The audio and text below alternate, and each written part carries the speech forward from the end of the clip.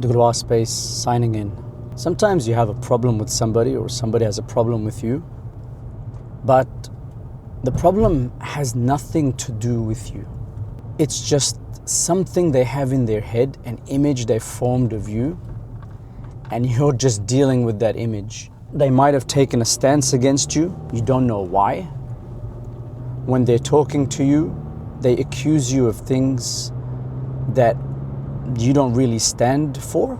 You're looking at it and you're thinking, why? What's this? Where's this coming from? Whenever we get into a situation like that, you need to really remind yourself that as human beings, we have an inner world and an outer world. The inner world is really what governs it all. And that's why on this channel, that is our big focus, because there is no such thing as an outer world functioning when everything is driven by the inner. What does it make sense to look at the outside of an incident or a situation when the inside is totally off? You can try to fix and fix and fix, nothing's gonna happen. It's like you have a house and it has some structural damage. The house keeps sinking and you see the walls crack, you decide, oh, I'll put some new plaster. It's just gonna happen again and again because the problem is internal. The issues we all have are from our inner world, not the outer world. Everything that happens on the outer world, we can take care of that. That can be fixed quite simply, or there's nothing. It's either so big you can't fix it, like like two countries attacking each other and you're just stuck in the middle, like what do you do then? Or a situation that, okay, it's happening outside, but not really affecting me on the inside. Okay. And if that's the kind of approach you have towards your life, where you know the importance of the inner world and you want to hear the discussions that go on with not just one topic, whether it's relationships, whether it's belief, this is the channel for you. Subscribe and welcome. So you're basically sitting there with this person and you don't know how to deal with this issue. They have an image of something they think you stand for.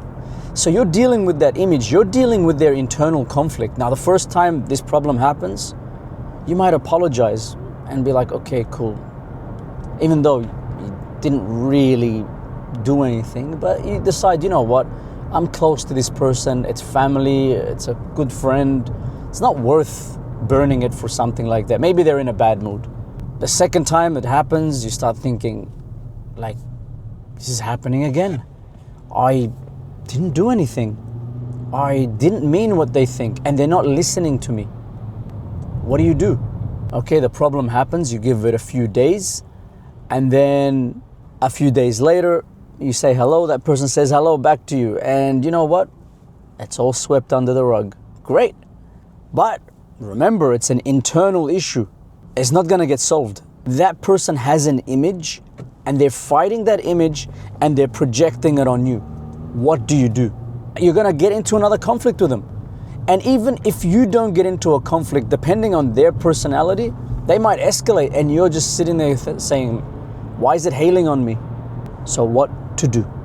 The first thing is, if you understand this issue that we've just mentioned, you will see how ridiculous it is. Imagine somebody gets upset at you because of an image inside their head. It's ridiculous, but it's probably happening all the time. A funny story. My brother, when he was 3 years old, he had a dream. He had a dream regarding my dad, and my dad was angry in his dream. And when my brother woke up, he was looking at my dad like, he was upset at dad. And dad was like, what's wrong? And he wouldn't talk to my dad. And then he later tells my mom that he had a dream. So, and as a 3-year-old, 4-year-old, you'd understand that's perfectly okay. But the fact is, people are doing that when they're fully grown. And that shows you the ridiculousness of it. So the first thing I would say is, don't be that person. Whenever you're dealing with somebody Be aware of the image you have of that person in you. We all do this, but we should be able to put a lid on it. We should be able to have a limit to it. Understand, okay, is this my image of this person or is this that person? Am I giving them the chance to speak? Am I giving them the chance to express themselves? The importance of that is for you to become aware of it. Because if you don't become aware of it, you'll end up being that ridiculous fool yourself. And life is too short to be like that. To have somebody who's your family, your friend, and you're upset at them because of an image in your mind. Learn to listen. See that person, like ask them. Now that's from your end. Now if you're at the receiving end, the best thing to do is patience. I know you're looking for something grander than patience, but I would say to you, the majority of the times that somebody does that, they're going through something and they don't have their shit together. That is the core of it. So why I say patience, if it's family, if it's a friend, and they're valuable to you, you value them, you just got to be understanding that this person has this defect in them, and it is a defect.